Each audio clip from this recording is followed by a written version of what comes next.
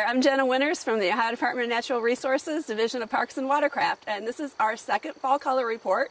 We're coming to you from beautiful Mohican State Park down by the Clear Fork River this morning.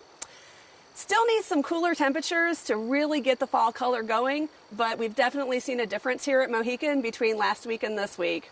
Maple trees tend to steal the show with their bright red and orange colors, but there's a lot of gold here at Mohican. Look for sassafras, black walnut, tulip poplar trees, and ash tend to give a lot of yellow and golds. We've got the park, and right up next to it is the Mohican Memorial Forest, so you've got about over 5,000 acres here to come hike. We've also got our state tree, the buckeye. They don't help a whole lot with fall color. They tend to turn yellow and drop really fast, but it's a lot of fun to look around and try to find the nuts. A lot of recreation activities here at Mohican. Obviously, hiking is really popular in fall, but if you're looking for something to do, go to your Ohio State Parks website and find one of your naturalists. There's guided hikes, night hikes, fishing, beginning archery, plenty to do. You're never going to be bored with a naturalist around. Another great activity here at Mohican is we have a fantastic mountain biking trail that's been named to one of the top 10 mountain biking trails in Ohio several times. Be sure and check that out. When you're out hiking in our parks, be on the lookout for our new trailhead kiosks, which are popping up around the state with great infos on the trails and state parks.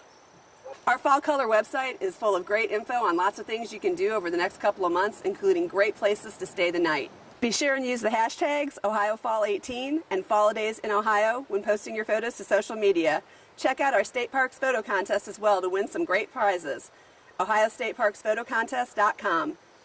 Don't forget to check out Tourism Ohio's website for great info on events and other activities to enjoy your Fall-A-Days here in Ohio.